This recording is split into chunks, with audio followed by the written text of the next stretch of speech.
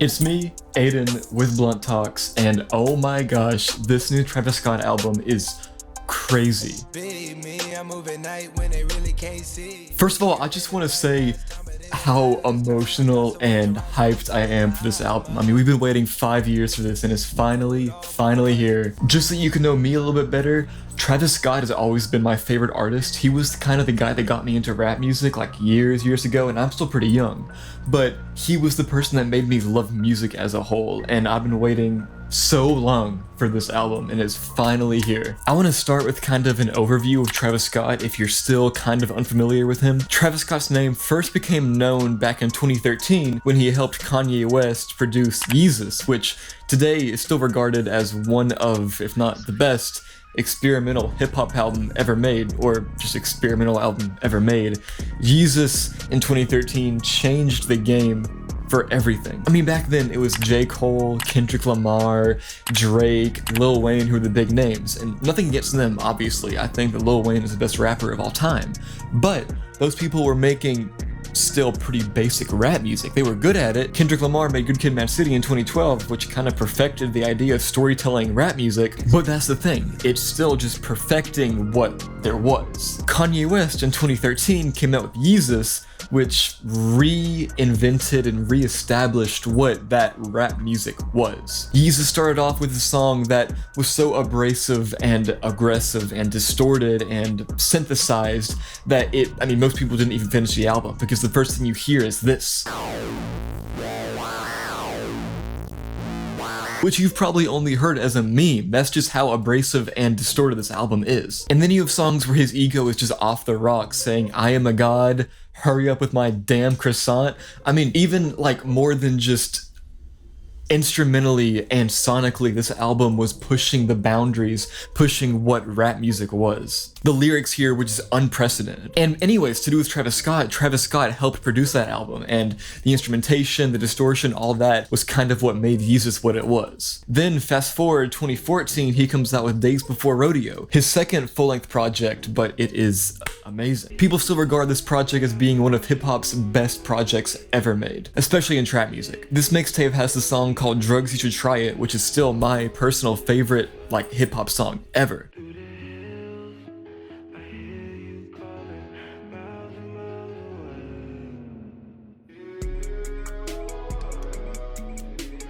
Travis Scott had this unique ability to blend all these like abrasive and distorted and auto-tuned ideas with something that's so soothing and so like perfect and beautiful. Travis Scott really was a visionary in that respect. I mean, he was doing something that nobody else had ever done, and nobody else still has ever done.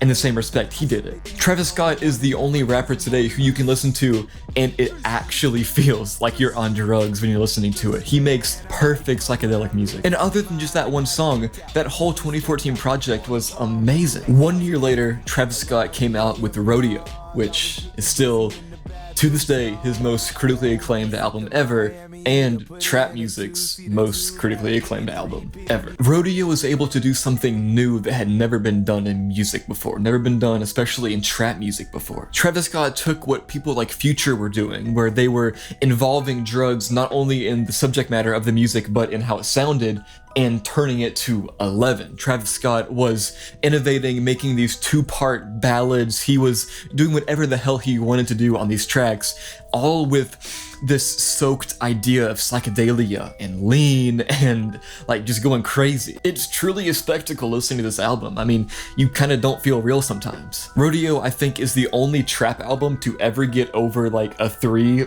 by Fantano. To this day, it got an 8 out of 10, which is crazy from Fantano.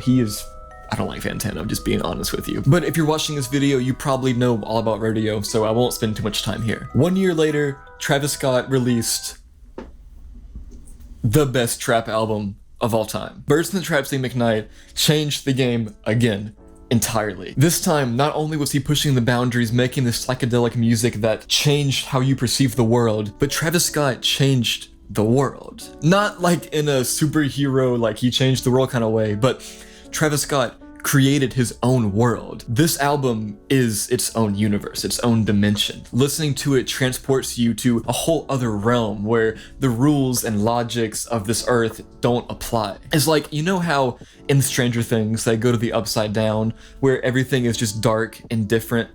That's what Travis Scott's music is like. It's a place where Travis Scott is in charge. He is the ruler of this universe, and whatever he says goes. His beautiful artistry is able to pervade itself everywhere. And listening to his music is like being invited to that world, being invited to a party in that world where you can go and just be immersed in it. Every aspect of Birds and the Trap Sing McKnight is just pure beauty and liquid, and it just feels like you're being immersed in an ocean of darkness. Oh my gosh. Travis Scott said himself that Birds and the Trap Sing McKnight is the album where he just did whatever he wanted. He did what he felt like he wanted to do. He didn't try to live up to any kind of expectations, which is what you should do in music if you ask me. I think music is all about expression, and it's an art form of personal and emotional expression. Doing music for any like sort of intention other than expressing yourself is just in vain almost. Because I think that Travis Scott himself, his genius, his mind, is what makes his music so good, nothing else, you know? Anyways, people hate my takes on Birds and the Trap Sing McKnight. People don't like that album for some reason. Screw you if you don't like it. Leave a comment down below hating on me for it. I will respond to it and I will prove you wrong, because you are wrong. Birds and the Trap Sing McKnight is a 10 out of 10 best trap album ever made, best rap album ever made, period. I have a whole review on Birds and the Trap. You can click down there in the description to read my review on it. I go a lot more in depth there, but that's not what this video is about. I still haven't even gotten to Utopia yet. But there's one more thing we got to talk about before we get to Utopia. Astroworld. This is his most accessible, most popular album today, and for a good reason. Everything else about his music before, about changing the game and innovating and making this whole new world, what Astroworld did is it proved that all that could happen and it could still hit unbelievably hard.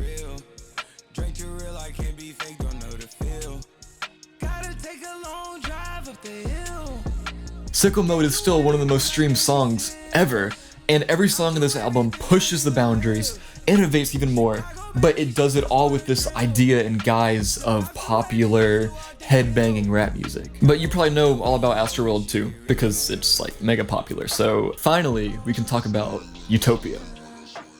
Utopia is one of the hardest albums to talk about for me.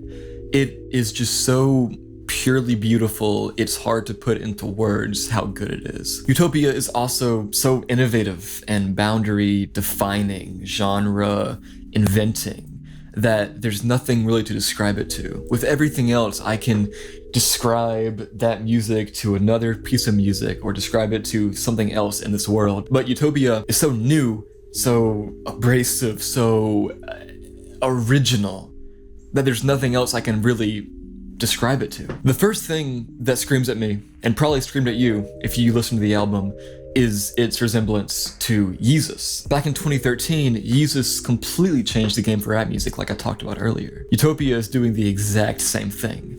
Utopia is so grand, everything feels so large, larger than life, you know? Everything feels so big and magnificent. It's like if Rodeo was seeing into the portal into Travis Scott's world, and Birds and the Trap Sing McKnight was finally entering it and just walking through a tunnel inside of it or something. And Astroworld was a whole overview of it and just showing what it all had to offer. Utopia is like a full lifetime spent inside Travis Scott's mind, inside his universe. Utopia is everything. It's pervasive of Travis Scott's universe and his mind. It is so much all at once, and it does it perfectly. I mean, the album starts with this sample, Vocaloid, pitch shifted weirdness right here. I'll play it for you.